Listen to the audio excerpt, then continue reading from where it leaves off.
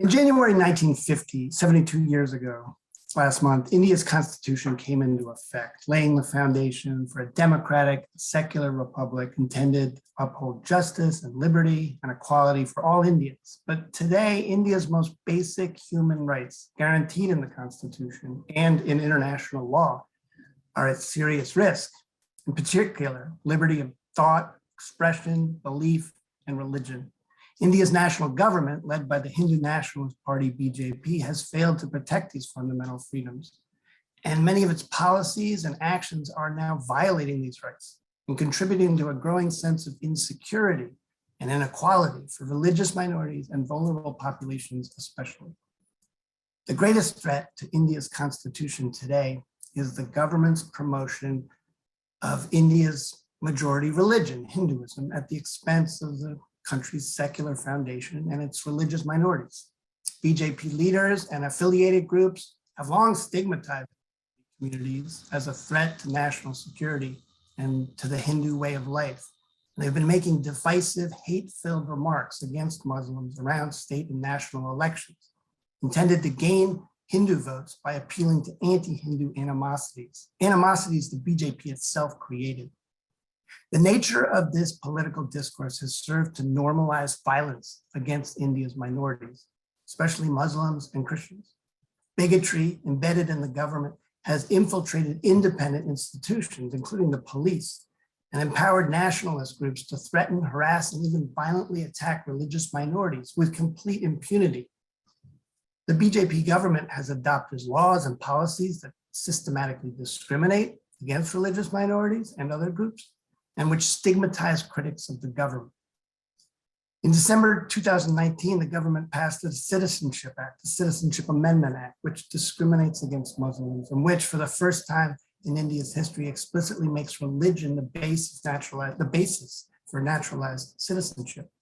Coupled with the government's push for a national citizenship verification process through the National Population Register and the proposed National Register of Citizens, which is supposedly aimed at identifying illegal migrants, India's heightened fears that millions of Indian Muslims could be stripped of their citizenship laws and franchised.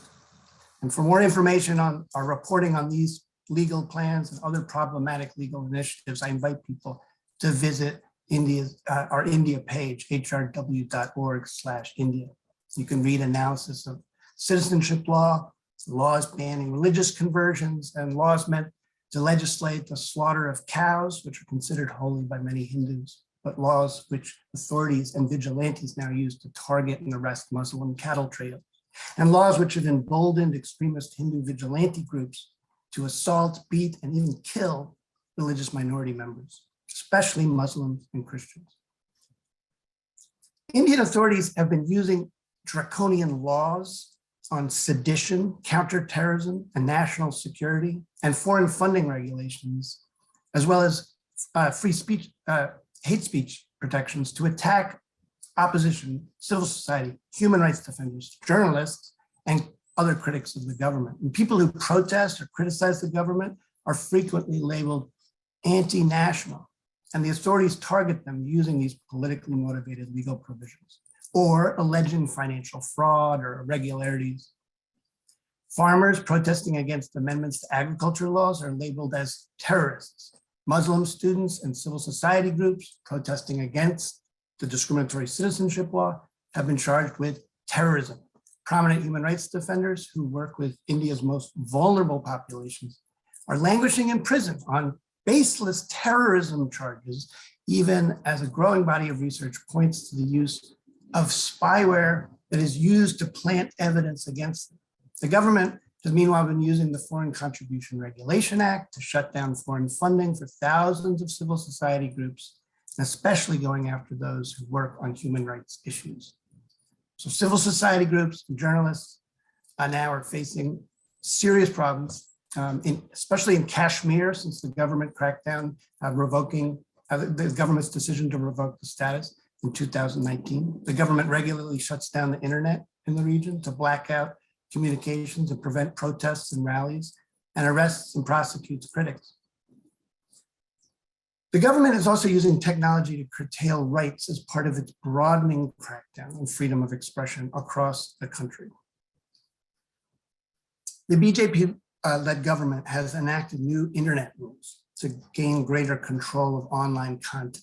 And these rules, using information technology, put pressure on social media companies to censor content and share information on users with the government for politically motivated prosecutions or investigations.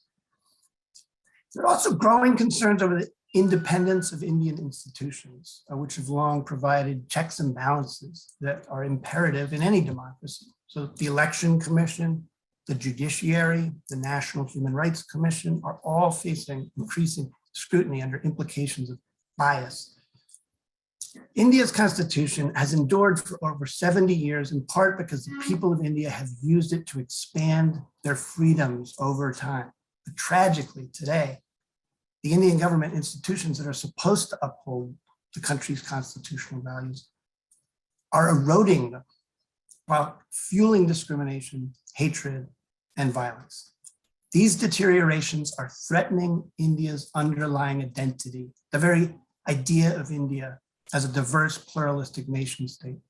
And they harm India's global standing as a functioning, rights-respecting democracy. So in every opportunity that presents itself, US officials, US citizens, members of Congress should forcefully communicate concerns about these deteriorations to the Indian government. Thank you very much for inviting me.